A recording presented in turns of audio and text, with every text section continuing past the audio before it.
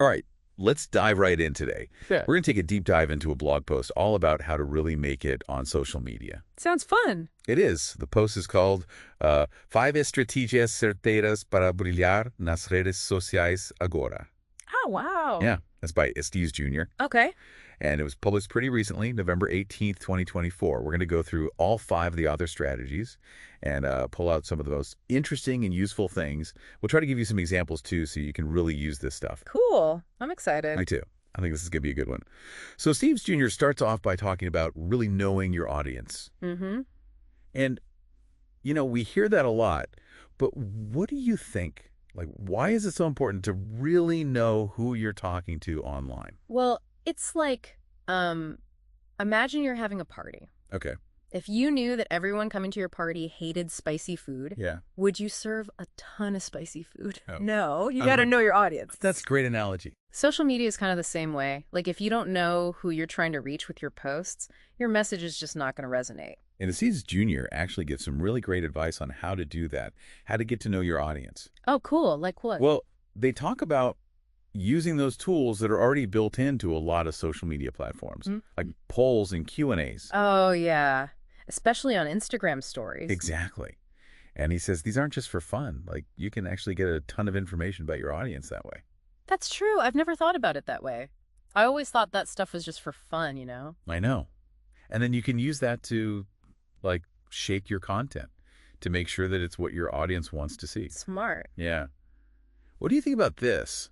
I was looking at some of the metrics for my Instagram, and, I'm just trying to grow my own personal brand, but I was thinking maybe metrics are more for, big companies. You know what? I used to think that too, but even if you're just starting out or working on your personal brand, those numbers can actually help a lot. Oh, really? Yeah, just understanding, simple stuff, how many people are actually interacting with the stuff you're posting. Okay, And so yeah. that can tell you a lot. So, for example, let's say I have this small business and I sell, I don't know, skincare products.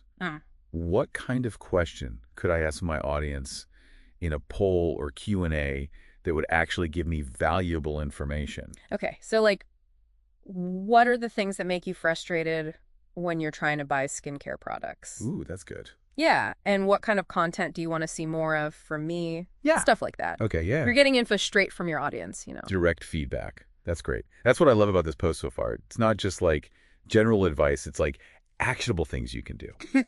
Okay, so the second strategy, as Steve Jr. talks about, is authenticity. Oh? And again, we hear that a lot. Yeah. But why do you think that is so important these days, especially with social media? Honestly, I think people are just tired of seeing these super perfect filtered lives online. Oh, yes. It's exhausting. It is. If someone is just real, Yes. it's refreshing. Totally. Makes them seem more relatable, Yeah, right, because it makes them seem more human. Exactly, and that's what makes you trust them, Okay, but how do you do that online? How do you be authentic online? Be vulnerable. Yeah. Don't be afraid to share when things aren't perfect. Share your struggles and failures. Okay. Show the behind the scenes stuff. Right. It makes you look human. It makes you relatable. Because so many people are afraid to show their flaws. Yeah. But that might be exactly what people want to see more of. I think so. I think it's what makes people connect with you, Yeah. I'm just picturing, Wendy's on Twitter. You're so good at being, funny and self-deprecating. I know. And it totally works for them. They don't take themselves too seriously. It's great. Okay, moving on to strategy number 3. This one I'm excited about because I totally agree. Steve's Jr. is all about short-form videos. Oh. TikTok, Reels, Shorts, all that. Why do you think that is so effective these days? I mean, think about how you consume content online. When you're scrolling through your feed, Yeah. are you going to stop for a 5-minute long video? Oh, no. No. You want something short and quick. Totally. My attention span is a goldfish. Exactly. 15 seconds, that's all I got. Short form videos, they're designed for that, you Yeah. know? But with so many videos out there, how do you make yours stand out? That's a good question. Because the author says, how can I use popular soundtracks to increase the reach of my reels? I thought that was such a good question. Yeah. So what do you think about that? How do you use those trends to your advantage? Well, when you use those sounds that are already popular, you're kind of like tapping into an audience that's already there. Right. You're speaking their language musically, but you can't just use any old trending song. It's Yeah. got to be relevant. Okay. It's got to make sense for your brand, for what you're doing. You got to be creative with it. Okay. So give me an example. Like, let's say I have a bakery. Okay. How could I use, like, a trending song to promote my bakery? Okay, so let's say there's the song that's trending and it's all about baking. You could do a fun, fast-paced video showing like all your pastries, all set to that music. Okay. It'll catch people's attention. It's going to make them want to come try your stuff. I know, I'm hungry. It's all about those creative tie-ins. Okay. This is great. All right, strategy number 4. This one seems pretty obvious, but Estes Jr. says engagement is key. Yeah. Engage, engage, engage. Do you think people are not doing that enough? Like, why is the author emphasizing that so much? You'd be surprised. A lot of people just post stuff online and then disappear. Really? Yeah, but the real way to succeed on social media is to build relationships. Have conversations, make people feel like they're part of a community. So it's not enough to just respond to comments. It's about the quality of the response. Oh, yeah. Think about it. If you leave a really nice comment on someone's post Right. and they just say, thanks, Yeah. does that make you feel good? No. It feels like they didn't even read it. Exactly. You want to make people feel heard. Ask them questions, share stories, show them that you're listening. Right. Like a real conversation. Exactly. That's how you build connections and turn followers into like real fans. Okay, can you give me an example of someone who's doing that really well? Okay, so there's this company that sells plant-based protein powder, right? Okay. Their Instagram, it's basically like a support group. Oh, wow. They're constantly talking to people, giving advice, sharing tips. Oh, that's cool. Yeah, it makes you feel like you're part of something. Right. It's like they're building a whole community around their products. Exactly. That's way more effective than just trying to sell you something all the time. So engagement isn't just about being nice. Mhm. It's about, like, being strategic. Exactly. You got to use it to achieve your goals. Wow. Okay. All right. The final strategy Steve Jr. talks about is using metrics. I'm kind of intimidated by those. Like, why are they so important? I feel like they're just confusing. I know. A lot of people think they're just for like big companies with marketing teams. Right. But they can be helpful for everyone. It's like having a map to guide you, Okay. You can see what's working and what's not. So it's not just about getting more likes. It's about using the information to make your content better. Exactly. Imagine you post this beautiful photo Yeah. and it doesn't get a lot of likes. You might think, oh, people don't like this. Right. But then you look and you realize you posted it at like 3 a.m. Oh. when everyone was asleep. Nobody saw it. Exactly. So it's not about taking it personally. It's about understanding what's happening. Right. The numbers can tell you a lot. Okay, so Estes Jr. asks, which metrics should I analyze to improve my reach on Instagram? Okay. So for someone just starting out, like, what are the most important ones to look at? First, you got to know what reach even means. Okay. Like how many people actually saw your post. Right. So you want to look at things like impressions, like how many times it showed up on people's feeds, Okay. and engagement, how many people liked it, commented on it, shared it. Okay, so basically, if I want more people to see my stuff, I need to make sure people are interacting with it. Exactly. And different numbers matter for different goals, Right. So if you're trying to like get people to go to your website, Yeah. you'll want to see how many people are clicking on your links. Okay. If you sell stuff online, you want to see how many people are actually buying your products. So it's about choosing the numbers that matter to you and then using them to track your progress. Exactly. And don't be afraid to experiment. Try different things. See what works for you. This is making me rethink my whole approach. Like, it's not just about posting pretty pictures. It's about understanding why you're doing everything. Okay, we've covered a lot here with these first 5 strategies, but I have a feeling this deep dive is far from over. Oh, there's more. Yeah, we've only just scratched the surface. But I think it's time for a quick break to let all this information sink in. Okay. Welcome back. It's cool how all these strategies from the blog post kind of work together, Yeah, definitely. It's not like you just pick one and forget about the rest. Yeah. Speaking of working together, let's go back to engagement for a minute. Okay. We talked about why it's important, but I want to dig a little deeper. Sure. What does that actually look like in practice? Like, how do you actually engage with people in a meaningful way? It's all about being present and responding to people, Okay. Like when someone comments on your post or sends you a message, they're putting in the effort to connect with you. Right. The least you can do is acknowledge that. So it's not enough to just respond. It's about how you respond. A Exactly. generic thanks isn't going to cut it. No, you want to give a real thoughtful response. Show that you actually read what they said and you care. It's about making them feel heard. Right. Exactly. Like if you actually had a conversation with them in person. Yeah, like a back and forth. Right.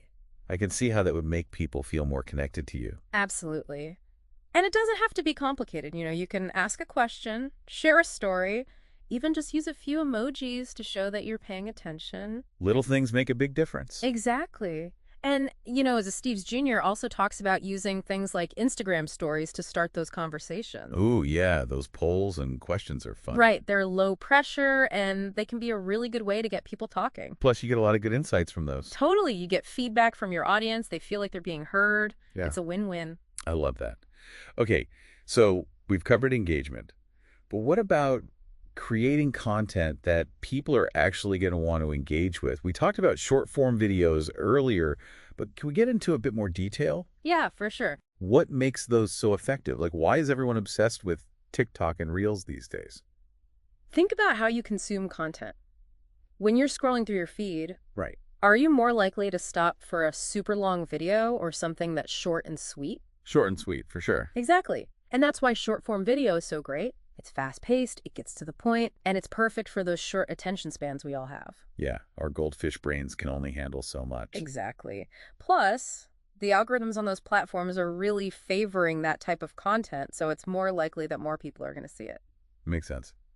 But with so many videos out there, how do you stand out? I remember the author asked, how can I use popular soundtracks to increase the reach of my reels? Yeah, that's a good one. Like, how do you actually use those trends to your advantage? It's smart to use trending audio, I think. Okay. You're basically tapping into a conversation that's already happening. People Yeah. are already familiar with the sound, and that makes them more likely to stop and watch your video. Yeah.